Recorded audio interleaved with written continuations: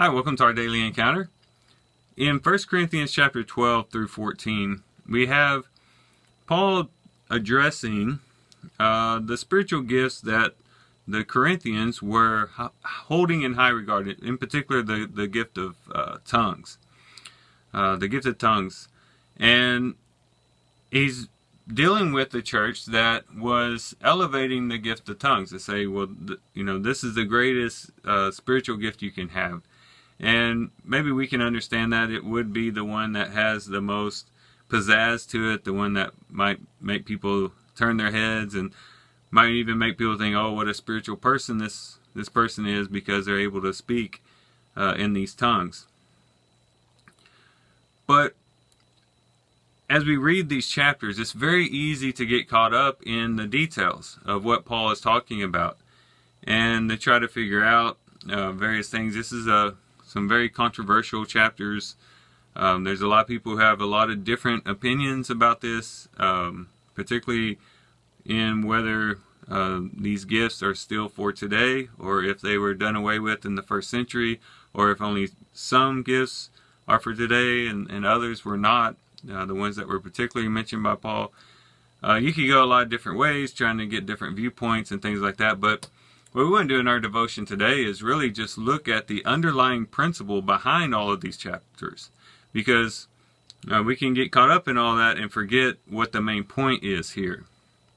And I believe one of the main points in 1 Corinthians chapter 12 through 14 is that worship is not about you. And worship is not about me.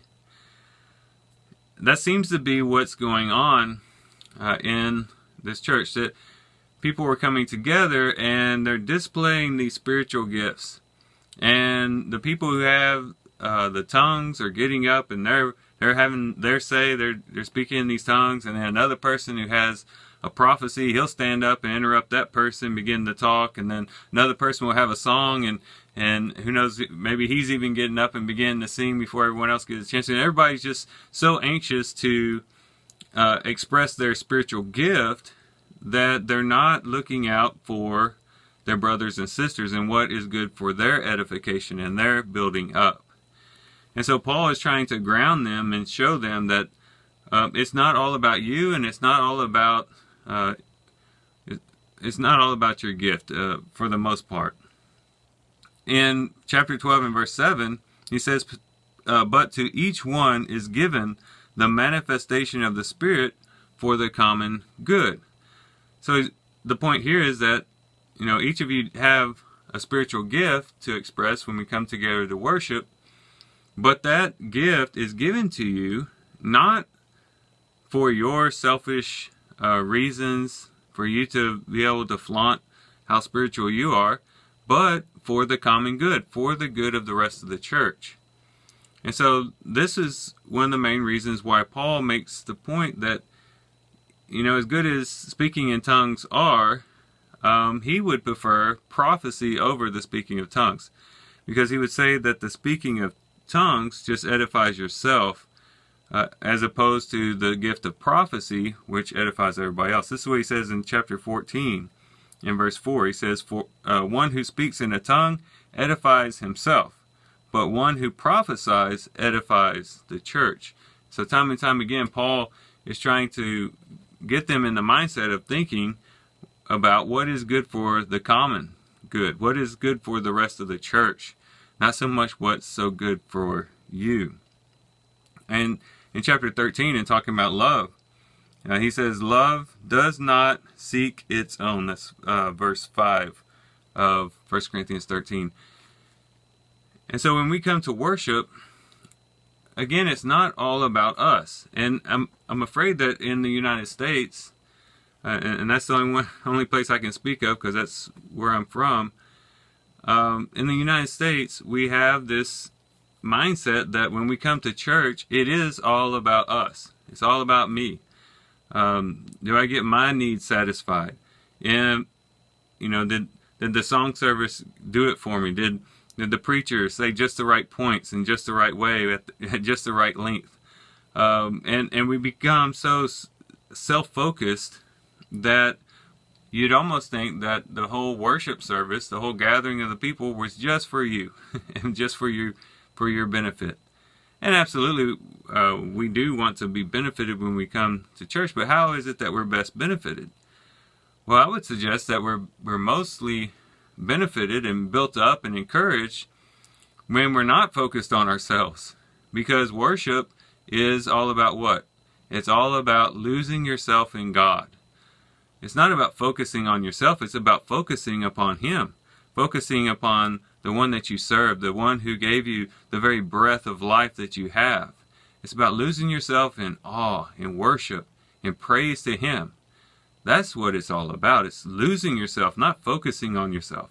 It's also about losing yourself to your brothers and sisters. That is saying, it's not so much about what I can get out of it, or in what talents I can flaunt, but about the good of my brothers and sisters around me.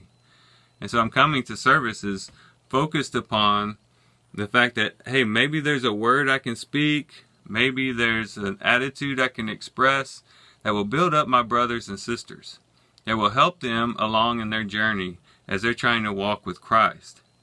And that should be my mindset, my focus. And so if I am exercising a gift that I have, that is not just so that I can look good, but for the benefit of them. This could be applied in a lot of different ways with your singing. And this isn't just with the worship leader or the song leader. This could be even people in the crowd, so to speak. Those who are in the congregation just singing with each other. You can come to church thinking, oh, I'm going to show everybody how good I can sing. I'm going to show everybody how I hit all the right notes, how I can follow the melody, or how I can get the harmony just right on this particular section. And we focus so much on trying to impress people by the way that we sing.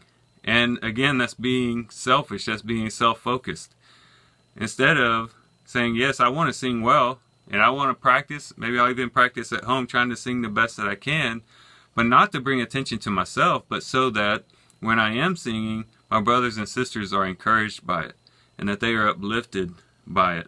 And who knows, maybe they won't even know it's me singing. Maybe I'll sit in the very back and nobody even knows who I am, but I want my voice to encourage others. Or it could be, of course, in preaching.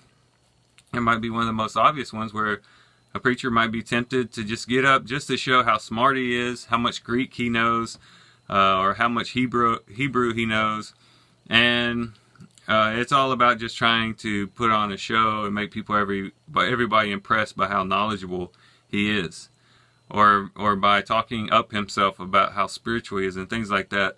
Again, that's a self-centered way of using your gift. The other way of doing it is saying, okay, here I have God's Word before me. How can I best utilize it to build up and encourage the church and to bring them into the conformity of Christ? Again, it's focused upon them. Even in our prayers, when prayers are being offered in service, we ought to get lost in those prayers. Not thinking about ourselves, not thinking about what we're going to do after services, but recognizing that I am speaking to the Lord.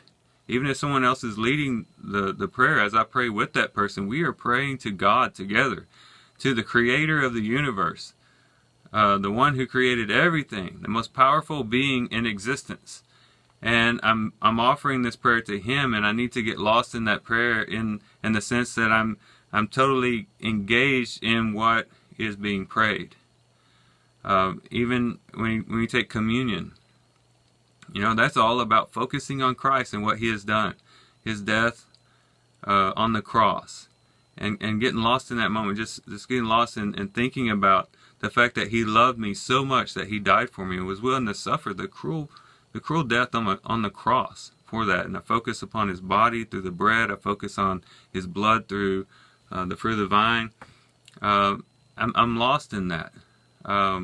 In the giving, when the offering plate comes, or however it is that your church takes up a collection, the whole saying, the right hand doesn't know what the left hand is doing. In other words, you're not focused on the fact that, oh, I'm giving all this much up. Look what I'm giving, as opposed to the person next to me.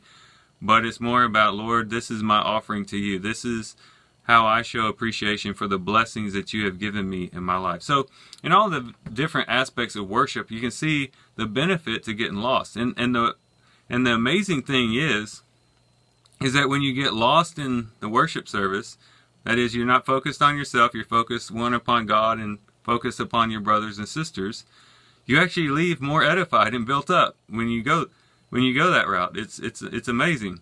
When you don't focus on yourself, you actually get more out of the service.